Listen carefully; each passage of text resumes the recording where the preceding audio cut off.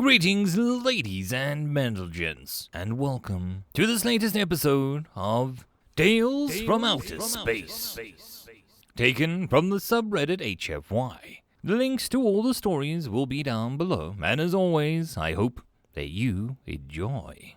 And if you do, please consider subscribing. Story number 1, The Present Incursion, written by Hitchingpotamus.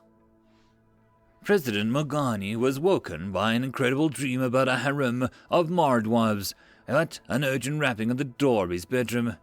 "Come in," he grumbled, swinging his body so all 4 of his feet could reach the ground. What was it? Another weather emergency? The blizzards had been pretty rough this year. "Sir, you have a call from the Interstellar Imaging. They've spotted something pretty concerning." "Great. Another meteor that might hit us in 300 years. But probably won't. But they just wanted me to know," the president grasped. "It's Mbenga Eve. Don't those nerds have better things to do?" Apparently not, sir. They also suggested we call the human ambassador. They wouldn't say why, though." "Well, that's got me a little curious. I'm going to head to Command Central. If you could have Nicholas wait for me in the main office, I should be with him shortly." "Yes, sir. Anything else, sir?" "Nothing that I can think of." "Very well. Oh, and Chris, pleasant Mamenga." "You too, sir," the aide smiled. The president entered the command center to find a group of his analysts huddled around a central table. "It better be good," he barked. "Yes, sir," said the apparent leader. "Pierre L., pleased to meet you, sir. We spotted what appears to be a small craft coming towards our planet. Please tell me you didn't wake me because some spacer got lost and headed our way. That's routine traffic control. The fact of there being a craft isn't the problem, sir. It's the speed. The thing is coming at us in at, we're having trouble calculating how fast it's coming. Literally, nothing should be able to travel that fast. As a matter of fact, our standard instrumentation isn't registering it." "So how do you know it's there?" "Whenever we create relations with new species, we create quantum entanglement checkpoint sensors on most common routes between their world and ours, so we can see what is coming before traditional sensors would figure it out. This thing has been pinging the sensors with Earth since sundown." "Earth? The humans don't even have brute force FTL. They use skip drives to travel interstellar distances. What in modern hell is going on?" "We don't know. The only reason we even believe that this is a craft is that we can roughly sketch out its shape and structure, and see a figure that appears to be in the right dimension to be human." At that moment, the tech on the left appeared agitated. "But sir," she interjected, "if our imaging is right, the human figure isn't enclosed in a structure. It would be exposed to the vacuum of space. It can't be human." "Sorry for interrupting, sir," she said, looking at the president. "Get through now, sir." "How long do we have?" the president asked. "At the present rate of speed, it should hit our atmo in about an inflecto, approximately 1 hour, sir." "An inflecto? Are you telling me something from left Earth and is actually traveling all the points in between and is getting to reach us in 3 inflectos?" "Yes, sir. I hope the humans have an explanation for this." The president exited and went around across the hall to the main offices, signaling the human ambassador to come in with him from his waiting room. "Nick, what in the modern hell is going on? There appears to be a small craft going at impossible speeds coming from your planet. I hope you can explain." "Small craft? Our ships aren't capable of decent speeds compared to most galactic community, much less impossible ones. You know that. Unless... Oh, son of a witch. How long have your people known each other? 6 months? It usually takes him a full year to add a planet to his list." "Him? Who is a him? You had better pull me in now." Nick sighed. "Sit down, it's kind of a long story." "I don't have long. This thing is a danger and I have to consider tactical options." "You're perfectly safe. Your tactical options couldn't stop him anyway. Mbenga Eve, huh? I really thought you would use Rahali. Stop beating around the bush and talk now. In the morning, your children are going to awake to find an array of presents, toys and the like. Now sit down and let me tell you the story of humanity's bizarre supernatural gift to the universe. Allow me to tell you a story of Santa Claus." End of story number 1.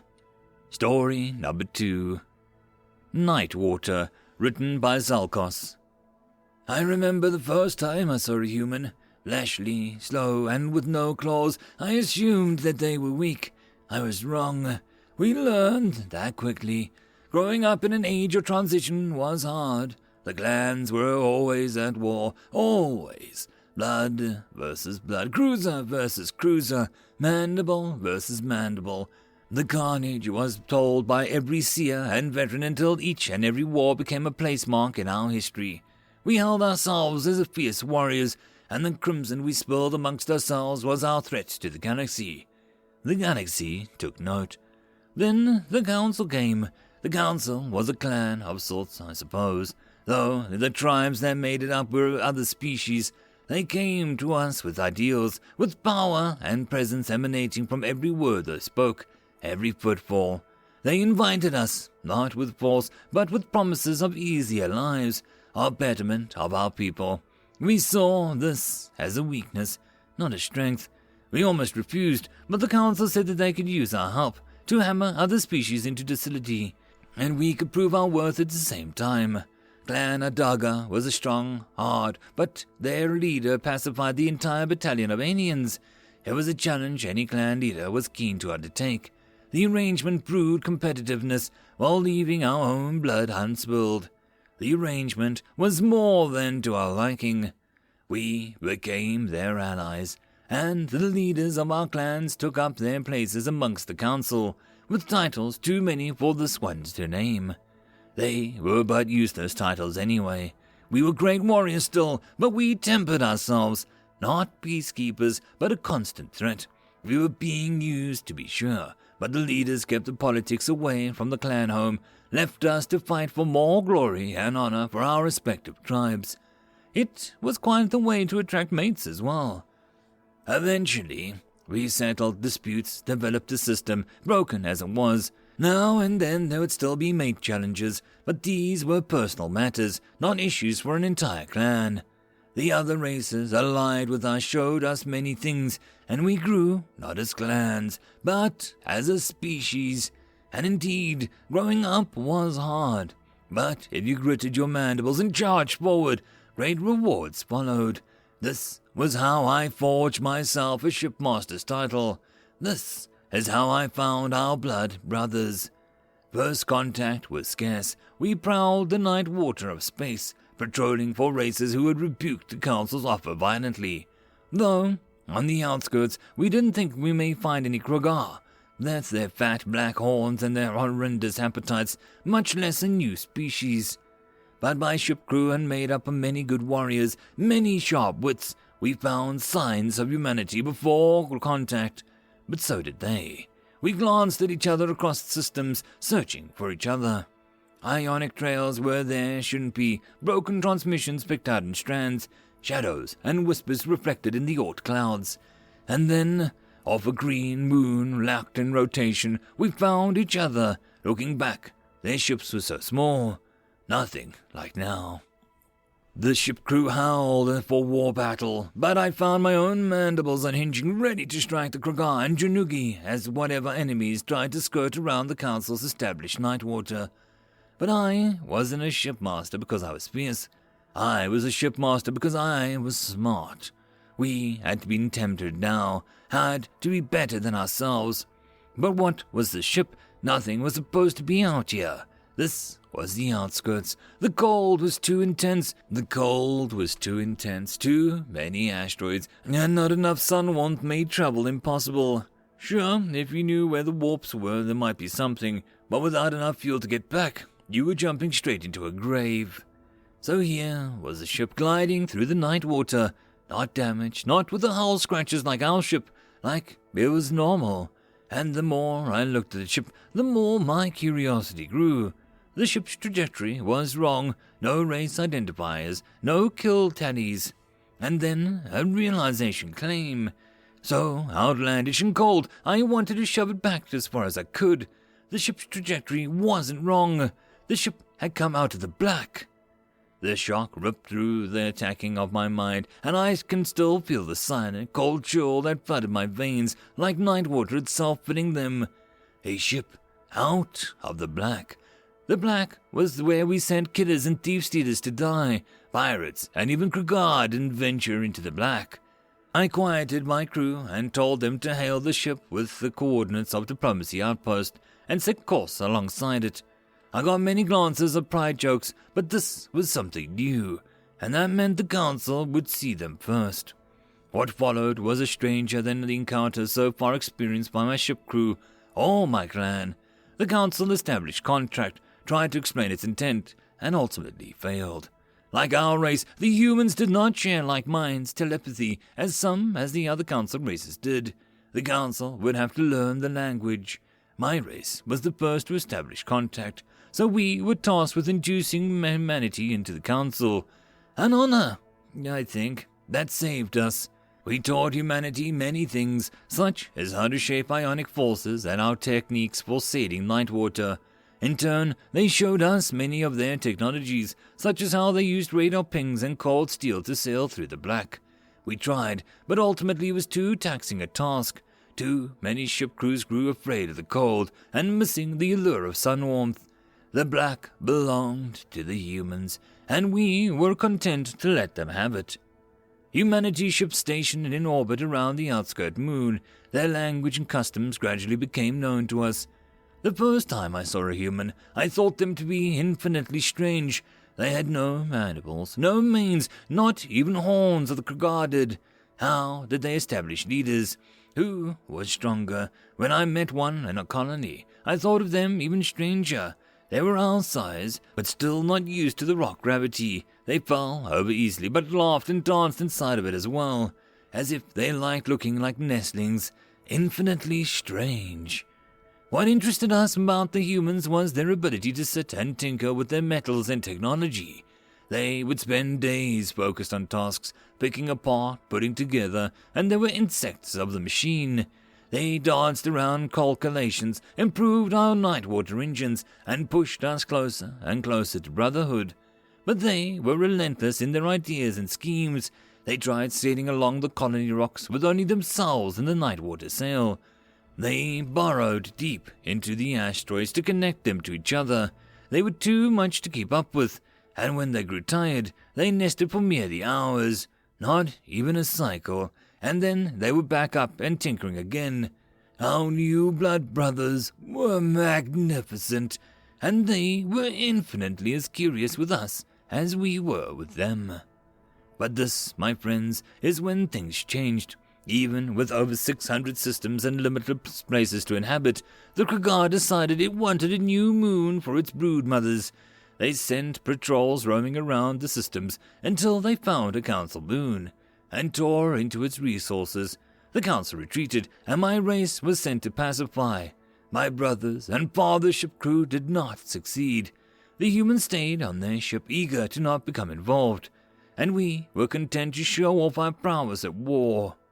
The Krogar, eager to put an end to our boasting, made a mistake. They sent ships around the core world blockades and ransacked the inner planets, killing, stealing, burning. The Krogar reveled in their power. They boarded a human vessel, impaling humans on their horns and battle trophies. The council mourned, but concerned with its own safety, forbade us from trying to save our blood brothers. We rebelled, we fought, we reasoned, but the council stood fast. The humans would only be a setback. I forced myself to watch this Krogar broodmother ate a small human girl in our transmission screen, just to see how it tasted. The girl screamed while she died. We motioned for a relief effort from the council, over and over. Finally, they abated, and with the condition that the core blockades were reinforced, with the condition met, we sought out the Krogar on the moon, but sent a small battalion to aid the humans. Our warriors flew to the surface, wiping out the stragglers and broodmothers, who were trying to use the human ship as a feeding ground, and an eventual orbital launch platform. Many more of the humans than we thought had survived, hiding, moving, creating illusions. We thought them dead, but they had persevered. Not one, but survived. But what was stranger still was the humans were not angry at us. They forgave us. They understood the actions of the council. As a relief effort, my ship crew and I brought medical supplies to the humans, and what I saw still haunts me. A demolished ship, still thick with the gore and flesh. Yet humans walked in it. They strode through the war blood, scraping, reconfiguring, adapting. Their dead lay at their feet, and yet some hummed while they cleaned. A low, solemn, eerie song that haunts my nest sleeps to the cycle. Some held their own limbs as they walked through the demolished basin and aid station. Many a night I cannot shake such visions. The humans were broken, but still alive. It was only later that we learned the shocking revelation. The humans, in all our encounters with them, had not told us much of their history. They had shared their technology with us, but not their past. We knew not where their home was, their people. There was only later we learned that the ship, this entirety, all of them had only been a science team. The humans fled their orbit, returning into the black. Our leaders saw this as a failure and left the council.